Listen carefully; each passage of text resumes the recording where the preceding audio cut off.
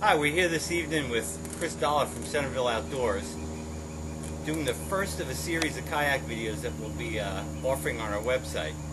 And tonight we're going to go over some of the basics involved in kayak fishing, and then hopefully as we get on in these videos we'll cover more topics specific to fishing off a kayak and some of the gear that you'd want to use, and etc. and so on. So stay tuned. So Chris, there's been a virtual explosion in kayak fishing over the past couple of years. A lot of people have taken on, a lot of companies have done things to really refine what they're doing with their kayaks in terms of fishing boats. You want to tell us a little bit about that? Sure. It's probably the most exciting time to be a yak angler. If you go back 10, even 15 years ago when some of us first started, we were basically taking a screw gun and rivet gun and just going crazy. Now, companies like Native Watercraft have designed into them all the fishing features that you could possibly want, and then some, right from the factory, but with enough flexibility for the do-it-yourselfers to make it work in terms of what their specific fishing needs are. Most of the fishing kayaks in 2013 are designed for stability, and that means a sit-on top. And a sit-on top is exactly what it sounds like. It has scupper holes or drain holes, so in case you take a wave over the bow or a little bit of water when you're bringing a fish in, it drains very quickly.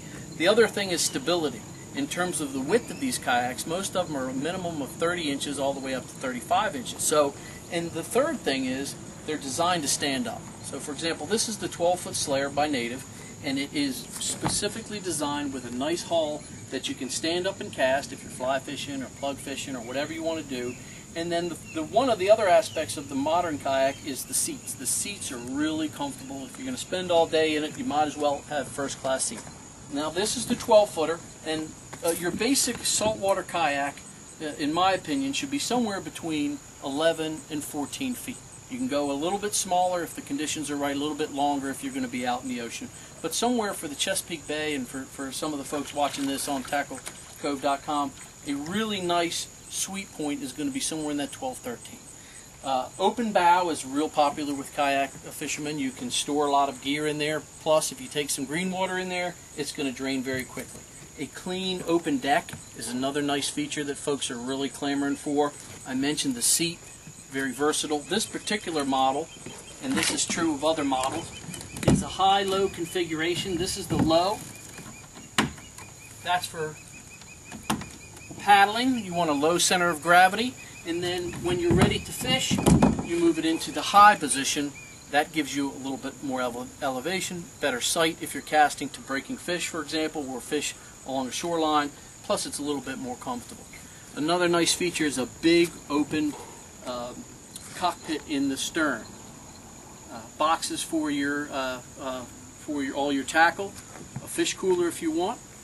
Okay. Another thing you may have noticed is this rail system. All of the modern kayaks have a nice rail system for any of your accessories: Yak Attack, Yak Gear, Scotty, ram mounts, etc. You know, when I talk to a lot of guys about kayak fishing, they always come up with, pros and cons. And the con seems to be that, well, I just can't cover enough water in a kayak. And the guys that are used to fishing in the bay are used to covering a lot of water. And I think one of the things that's happened recently is that people have been using motherships. That's right. More. Sure. You want to tell us a little bit about that? Right. Now, the mothership concept's nothing new. They've been doing it in Mexico and some of the more tropical areas, but it's always been sort of pangas and skiffs on big sport fishing boats. They've just simply moved it down a notch in terms of scale. Take a 12-footer on a 20-foot skiff or a 25-foot skiff, load it up in the bow, and then you can chase the fish as necessary. You know the drill. I mean, you're on them, and next thing you know, the tide quits on you, and maybe you're off a Poplar Island, or you're up near a Tillman Point or somewhere like that, and it's like, all right, fellas, we got to load up and go find the fish. And it just makes life a lot easier because that is a limitation of kayak. Now, the pluses, okay, aside from the economy, I mean, really, a kayak like this, fully rigged, and we can talk about that in this video and maybe some future ones. You're looking at that $1,200, $1,500 range. You can't get into a John boat for anywhere near that. The other thing is stealth. If you're, we all know in our region, talking about the boom and speckled trout and puppy drum, those are very wary fish when you make a lot of noise. So this allows you to really get into close quarters.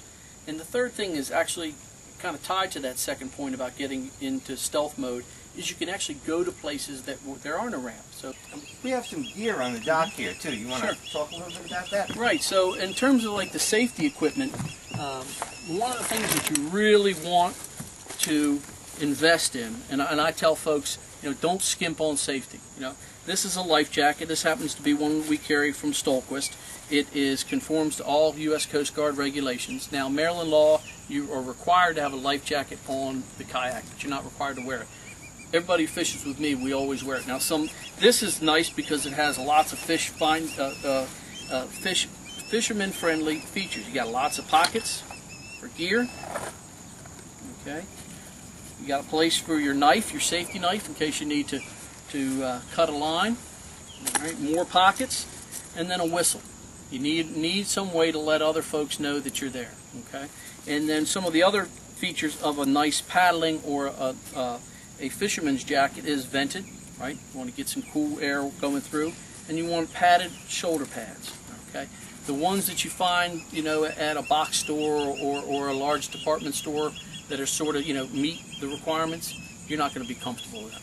A second option is the belt pack, okay? Or the horseshoe style, the Type 3s that are inflatable.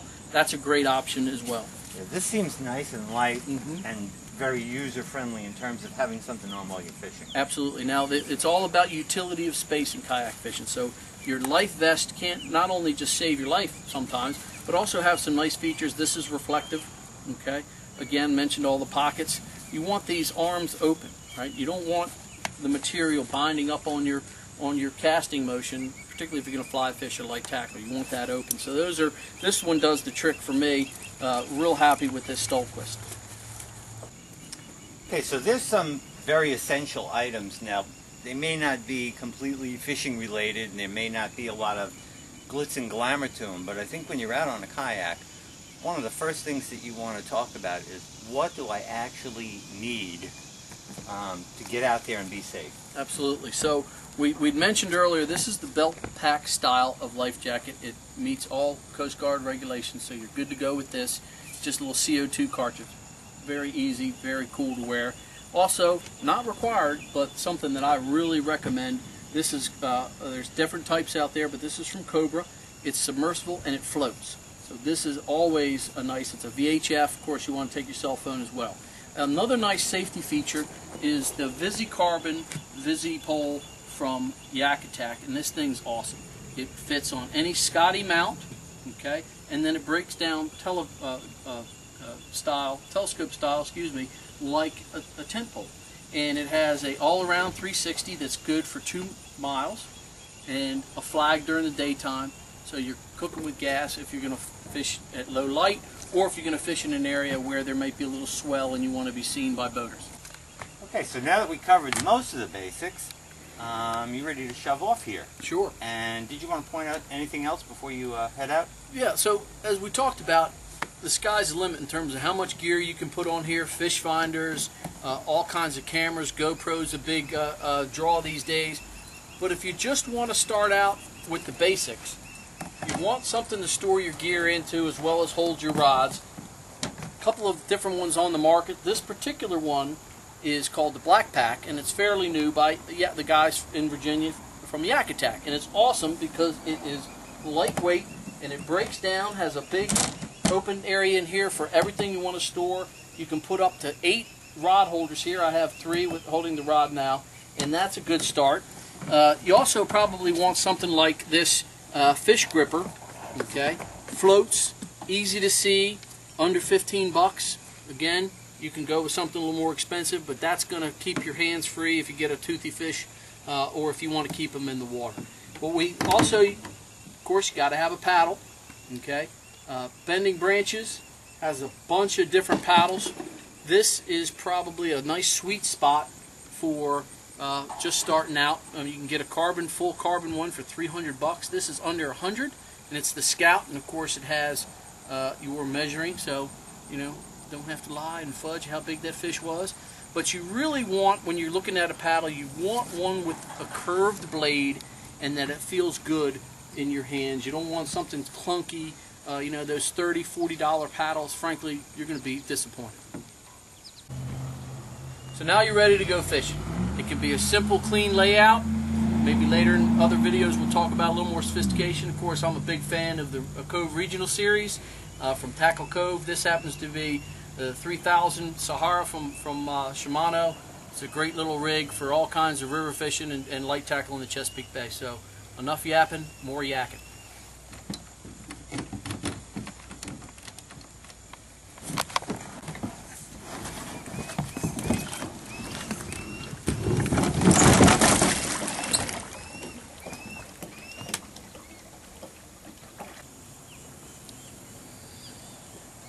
As you can see, the modern kayak, specifically built for fishing, very stable. Okay, as long as you don't act like a fool, you can get in and out, stand up, plug cast, jig if you want to. Of course, reduces fatigue on your legs. Okay. The one thing you want to do is you just want to kind of build up to this. Obviously, if you're not experienced in terms of standing up in a kayak, you want to get your bearings. But in terms of fishing, getting started, some of the things that we talked about in this video, you're ready to roll.